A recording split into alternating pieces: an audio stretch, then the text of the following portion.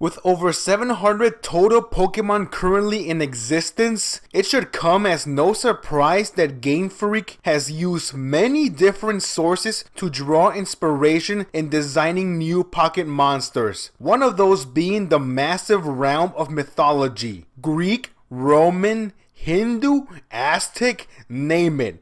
Game Freak has already made a Pokemon inspired by such tales.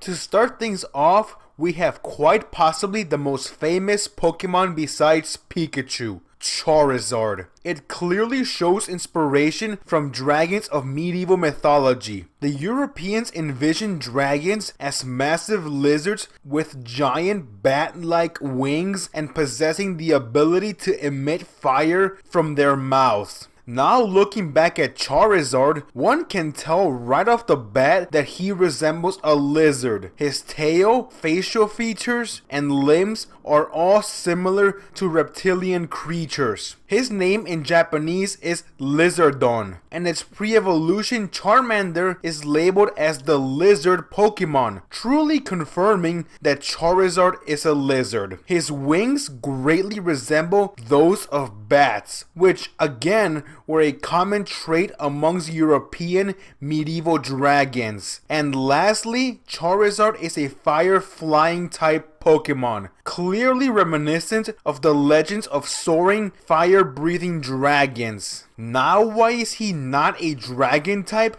No one outside the developers might know. If one thought that Charizard was the only Gen 1 starter with origins tracing back to mythology, then prepare to learn that Wartortle also shows influence from one of Japan's mythological turtles, the Minogame. This mythical reptilian shellback's name literally translates to straw raincoat turtle. This is due to the tail resembling a farmer's straw coat. In Japanese culture, the Minogame represents longevity and wisdom, said to live around 10,000 years. Now looking back at Wartortle, one can see that its tail is directly inspired by that of the Minogame, since its tail references the turtle of the east, and in many of the entries it states that it lives 10,000 years, and that its tail is a symbol of longevity, it becomes pretty obvious that Wartortle is inspired by the Minogame. If Wartortle is this old, how long has Blastoise lived for? Another of Ash's original Pokemon that somewhat resemble a mythical creature is Pidgeot. The design of his eye markings is strikingly similar to that of the ancient Egyptian gods of the sun and the skies, Ra and Horus. Going from Ash's Pokemon to those of Team Rocket, both Ekans and Arbok. Although these two snakes' origin are mostly grounded in real-world biology, they share a few traits with a mythological creature, that being none other than the basilisk from ancient Roman and biblical mythology. As defined by scholar Saint Isidore of Seville, the basilisk is the king of snakes, holding a killing glare and poisonous breath. Back in the first generation games, Ekans and Arboks were the only two pocket monsters that were able to use the move Glare, clearly showing a connection between the two. The Clefairy line, given their name, is kind of based off fairies of fable stories. Most obviously, they are of the fairy type, and not as blatant but strongly similar nonetheless are the wings on Clefable. They are very reminiscent of those usually seen in fairies from children's nursery books and Disney movies, but not really much of the true fairies of mythology.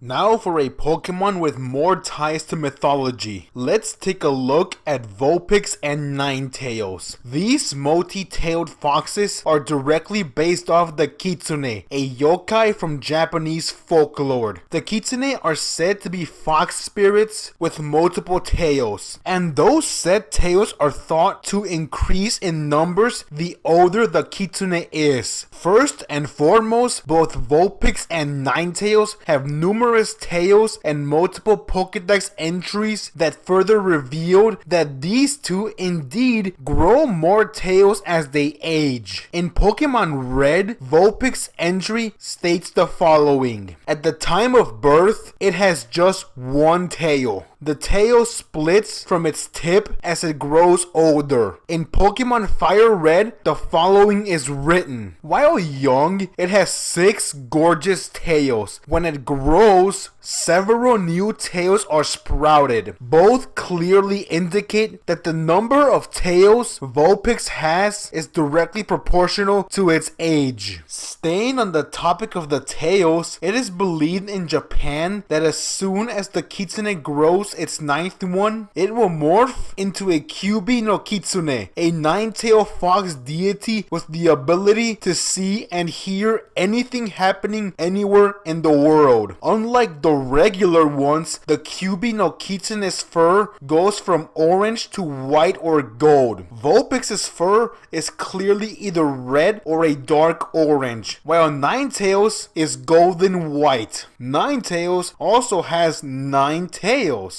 It says so in the name. The fact that both Vulpix and Ninetales are fire-type Pokemon actually comes from the Kitsunebi, an orb of fire exhaled by the Kitsune. This lantern-like orb is often described as luring humans into the darkness towards a group of hungry yokai. Although there are no sources saying that Vulpix or Ninetales lure humans into an ambush for meat, there are some homages to the Kitsunebi and the Kitsune's trickster personality. Vulpix Pokédex entry in Pokemon Emerald reads, it can freely control fire, making fiery orbs fly like will-o-wisps. Clearly a nod to the Kitsunebi. Although not a clear-cut reference to the Kitsunebi, Vulpix Pokédex entry in Pokemon Moon reads the following: from its mouth spew flames that seem to resemble the spirits of the deceased. Some people mistakenly think the fire is a ghost. This is less of a homage to the Kitsunebi, but more so to the idea that a Kitsune is a spirit.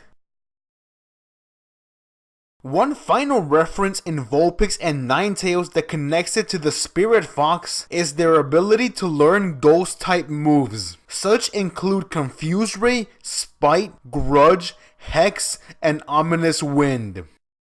Team Rocket duo Jesse and James' mascot Meowth is based off the Maneki Neko, a common Japanese figurine which is often believed to bring good fortune to the owner. The Maneki Neko statues are usually seen holding a koban, an ancient coin used in Japan. This coin strongly resembles the one Meowth has on its forehead. The origins of this figure trace back to a Japanese folklore about strange cats that bring riches to their masters. Many of Meowth's Pokédex entries imply that he loves to collect money. In Pokemon Red and Blue, the Pokédex states the following: adores circular objects, wanders the street on a nightly basis to look for drop loose change. In Pokemon Silver, the following is described: it loves anything that shines. It especially adores coins that it picks up and secretly hoards. There are many more games that state that Meowth loves or collects money, but by this point, it is clear that Meowth is strongly associated with coins, just like its mythological counterpart. One last connection between Meowth and the Maneki Neko: the move Payday, which Meowth and its evolution are the only two to learn it by leveling up. A small reference comes from Meowth's evolution Persian, in the sense of its forehead. The gemstone in its forehead greatly resembles that of the gemstone in the forehead of the carbuncle, a nocturnal herbivore of South American mythology. Moving from terrestrial to aquatic, the pseudo-psychic duck, Golduck, also has inspiration from Japanese yokai, his being none other than the Kappa. The Kappa demon that has no affiliation with that stupid steaming turd of a meme.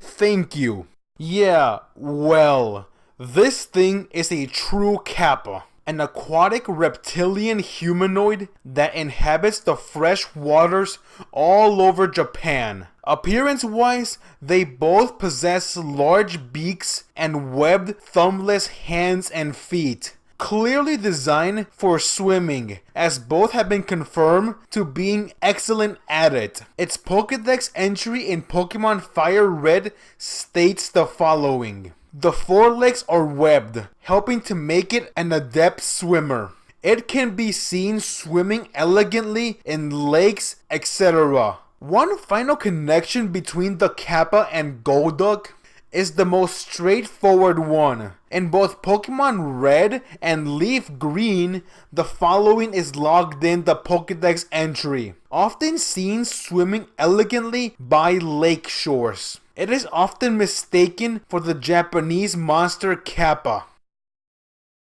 Now for another fire-type Pokemon rich with mythology, Growlithe and Arcanine. Officer Jenny's most loyal companion also has its roots deeply attached in Japanese mythology. Most notably, they are based off the Shisa, a cultural artifact from the most southern islands of Japan. Among them is Okinawa.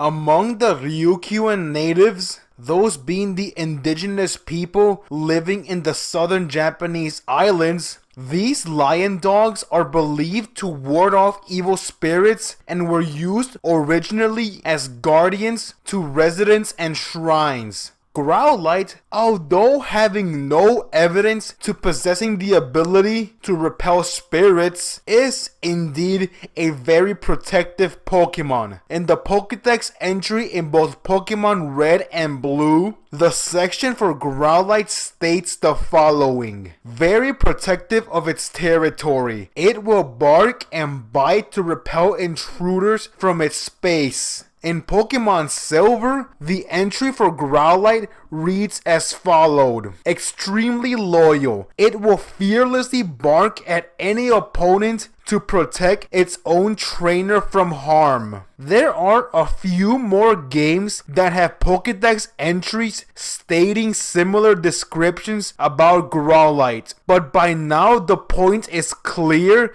that this fiery canine is indeed very protective, just like the Shisa is stated to be. Another Japanese mythological creature that Growlithe takes inspiration from is the Komainu, a noble, holy animal which is usually seen as the guardian of holy areas, or basically very similar to the Shisa, and of course strongly resembling Growlithe. The evolution Arcanine takes more inspiration from a third beast of Asian mythology, the Haetae, a lion-like beast with a horn on its forehead that is said to protect Korea from natural disasters and keep law and order to its people.